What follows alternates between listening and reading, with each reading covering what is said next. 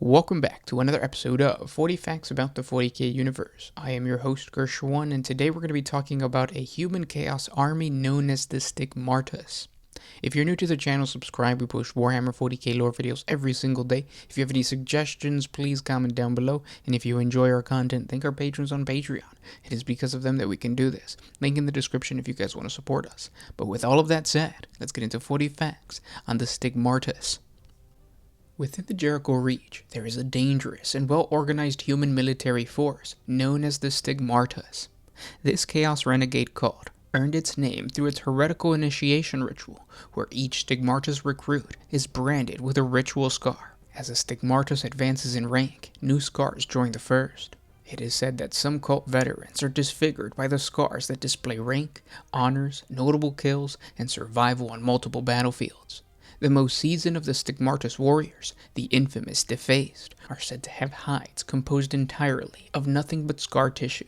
But it's not just this grotesque practice that makes the Stigmatus such a thorn in the Imperium's side. This cult and its leaders are tremendous power in the region. The origin and history of the Stigmatus are shrouded in mystery despite the best efforts of the Inquisition and the Astra Militarum intelligence operatives. What little is known comes from the interrogation of captured Stigmatus officers. All that is known for certain is that the history of the Stigmatus begins with the wretched death world of Khazant. Khazant was a death world ravaged by perpetual war long before the coming of the Achilles Crusade. What scant historical records survive the onset of the ancient Jericho sector's Age of Shadow indicate the hereditary nobility of Khazant began an irreversible slide into decadence shortly after the disappearance of Lord Sector Helicos in a devastating warp storm sometime in the 36th millennium. Without a central imperial authority to enforce order, Khazant's noble houses were free to give in to their ambitions. Political assassinations led to blood feuds led to civil war, and in less than a standard century, Khazant was a planet-wide war zone. The planet's ecclesiarchy, the last weakening pillar of imperial authority, shattered under the weight of noble hubris, splitting into innumerable factions, each loyal to a different bloodline. The imperial creed was perverted to serve the needs of this nobility, each warlord claiming themselves inheritors of the God Emperor's divine authority. In a few short generations, the warlords were considered divine beings, supplanting the master of mankind as the focus of worship. By the advent of the Achilles Crusade, the God Emperor was all but forgotten upon the planet. Millennia of war left the planet a withering husk of a world, her mines abandoned, her fields barren, her people weak and broken. In the end, the victors were those few warlords who managed to secret away a small portion of the planet's dwindling resources. The rest simply starved in their fortress keeps. Faced with the realization that the planet could no longer support their ambitions, the remaining warlords banded together under an uneasy truce and turned their collective gaze upward. A fleet of void ships, their hulls long ago gutted to provide materials and technology for the planet's civil war, were hastily repaired. Taking advantage of Khazant's position along a very important warp route, the warlords remade themselves into corsairs, raiding neighboring systems and bringing a new resource to their worlds. By the time of the Achilles Crusade, Khazant was a world to be reckoned with. Made wealthy by centuries of plundering, her population revigored by slaves captured from across the Reach, her orbital shipyards constructing powerful vessels of war, Khazant had become a prize Lord Militant Tiber Achilles could not ignore. The Lord Militant claimed the world in the 41st millennium after a hard-won campaign.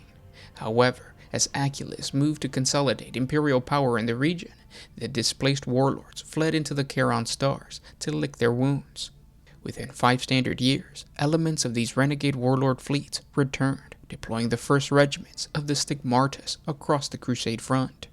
On the battlefields of these new war zones, the legions of the Stigmatus are unmistakable. They are mutants, corrupted humans, and psychers, marching together, their flesh scarred by old wounds and the ritual branding of their dark masters. Despite their seemingly random composition, units of Stigmatus display a surprising level of battlefield cooperation, uncommon among those lost souls who fought under the banner of chaos. Their ordered ranks, tight formations, and ability to carry out complex battlefield strategies comes as a shock to most Imperial military personnel, especially those levied within the Calixis sector, accustomed to the disorganized and riotous assaults of the Pilgrims of Hate. Those Imperial commanders who doubt the organizational effectiveness of the Stigmatus do not live long enough to regret their mistake. The key to Stigmatus military discipline lies within their cult-like structure. Indeed, the further up the chain of command one looks, the less the Stigmatus resembles a corrupted version of the Astra Militarum, and the more it resembles a dark reflection of the ecclesiarchy. Rank-and-file soldiers are indoctrinated to look upon their comrades as warrior priests, who then in turn worship their superiors as saints. As Stigmatus soldiers rise in rank and experience, they are indoctrinated into the deeper mysteries of the warrior cult. Their flesh branded in jagged scars of rank and devotion, their souls lost to a twisted creed that offers divinity through warfare.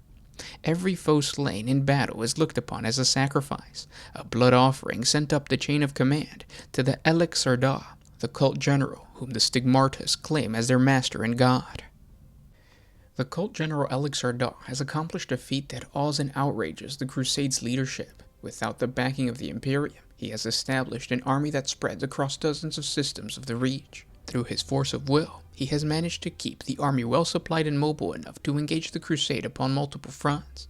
His cult is well equipped, in spite of the limited technology base of the system in the sector. Clearly, the dark powers of the warp have aided his cause, and contributed to the fanatical loyalty of his forces. Yet those entities are seldom known for their ability to effectively manage the supply and requisition required to maintain such a large army in a campaign. Those responsible for such organizations have been traitors of the Imperium, and yet the cult general is believed to come from a very isolated and relatively primitive world. And although much of their equipment is likely provided by the heretics of Samek, no other leader is known to have been successful in procuring their support. Throughout the history of the Imperium, there have been few instances of a traitor army that has spread as far or have been as well equipped as the Stigmatus. The unusual coordination and aggressive expansion represents an unanticipated challenge for the forces of the Imperium. The majority of the Stigmatus forces are maniacal deviants who have won their victories more through sheer number than through tactical success. These troopers go to battle with their extensive ritual scars and proudly display the iconography of the Dark Gods. They attack with zeal, as if they are driven by martyrdom more so than victory. These infantry units favor a strategy of endless waves of humanity. When unaccompanied by other forces, they seldom even make effective use of terrain. Their fanatical devotion to the heathen gods is apparently their only armor. Though these units far outnumber the Crusades' available forces, they are not limitless, and their tactics quickly deplete their vast supply of soldiers. If these zealots were the cult general's only forces, the Crusade might have destroyed them. In addition to the warbands and demonic allies, the Stigmatus also possess elite units. Some of these are soldiers equipped with gear provided from Samek, including effective armor, unusual weaponry, and devices that are entirely foreign to those used by the Astra Militarum.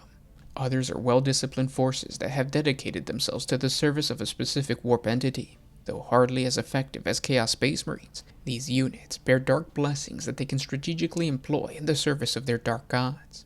These specialists include units that are adept at infiltration, subversion, and even the dark arts. In 2 confirmed cases, Stigmatus infiltrators have even successfully assassinated planetary commanders. The greatest concentration of Stigmatus forces are in the world of Celebos Warzone. The Stigmatus are actually not native to the planet of the Celebos Warzone. Rather, the cult general is believed to have come from Malay, one of the Ghoul stars. The fortress world of the Dark Gods, located at the edge of the Hadix anomaly, are densely populated with potential recruits for the Stigmatus forces. In these environments, humans and mutants are tainted by chaos from birth. The hopeless scum are selectively bred to create the fanatical and capable warriors that feed the cult general's armies. The fact that only few of the Imperial Authority know the recruitment and training of the Stigmatus soldier has led to a rampant speculation and rumor-mongering within the Astra Militarum. Across the Celebos Warzone, barracks and trenches are filled with horror stories of traumatic hypno-indoctrination rituals, mass demonic possessions, and factory-like induction centers that await Imperial soldiers unfortunate enough to be captured by this enemy.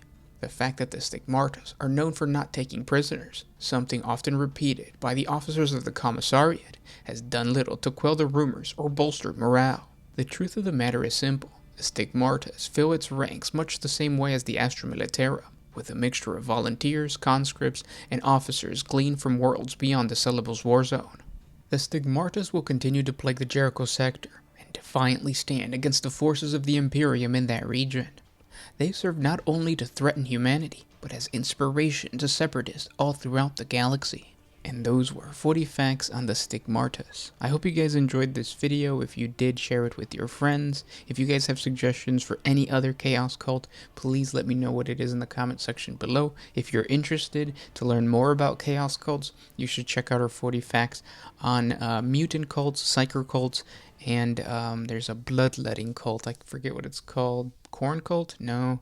It might just be called the Blood Cult, but I'll put a link up above for all of those videos. They're really interesting, especially if you are considering creating a traitor guard army on the tabletop, or if you're reading about traitors within the Imperium. Not just necessarily chaos worshippers, but just people who join up with separatist groups and stuff like that. But yeah, like I said, if you guys have any questions, any other ideas for videos, let me know what they are in the comment section below. And yeah, I'll talk to you guys tomorrow. This was Gershwin with One Mind Syndicate signing out.